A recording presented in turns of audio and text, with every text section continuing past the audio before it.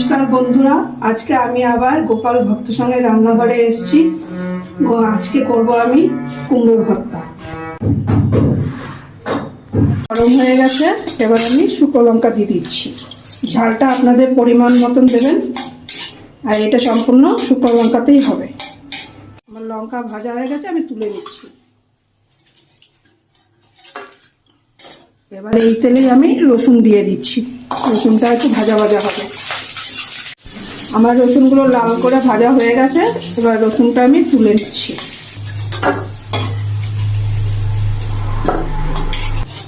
এই তেলেই আমি পেঁয়াজটা ভেজে নেব। কি নিয়েছিলাম আগে, পরিমাণ বুঝে আমি দিচ্ছি, আপনারা আপনাদের পরিমাণ বুঝে দেবেন। পেঁয়াজটা আমি ততক্ষণ ভাজবো তো লাল লাল যতক্ষণ না হয়। পেঁয়াজগুলো ভাজা হয়ে গেছে, এবার আমি পেঁয়াজ তুলে নিচ্ছি।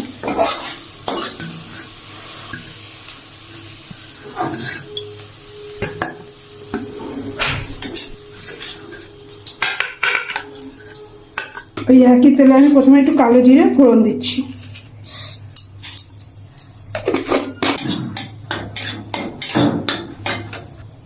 এবার আমি কুমড়োগুলো দিয়ে দিচ্ছি।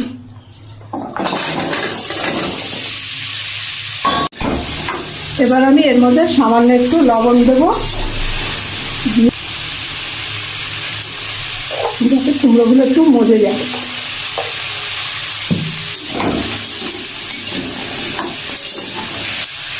একটু ভাজা ভাজা হবে, তারপরে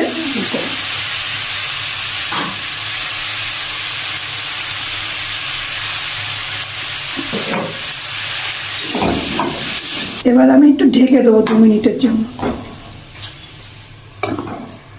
এবার ঢাকনা আমি খুলছি, আর ভাজা হয়ে গেছে। দেখুন ভাজা আমার হয়ে গেছে। এবার আমি গ্যাসটা অফ করে দিচ্ছি। এবার আমি আগে যে শুকনো লঙ্কা ভেজে রেখেছিলাম সেটা এখন আমি ডলে নিচ্ছি। তার সাথে রসুনটাও ডলে নেবো, নিয়ে তারপরে আমি কুমড়োর সাথে মিশাবো। এবার আমি রসুনটা আর করছি এর সাথেই। দেখুন রসুনটা কি সুন্দর সিদ্ধ হয়ে গেছে ভাজাতেই।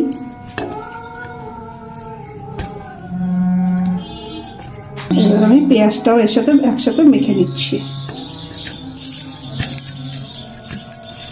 এবার আমি কড়াইতে ভেজে রাখা কুমড়োর মধ্যে এটা দিয়ে দিচ্ছি। এবার আমি হাত দিয়ে চটকে দিচ্ছি। দেখুন কিভাবে মাখছি, এইভাবে আপনারা মেখে নেবেন। আমার ভর্তা পুরো মাখা হয়ে গেছে হাত দিয়ে। এবার আমি বাটিতে তুলে নিচ্ছি।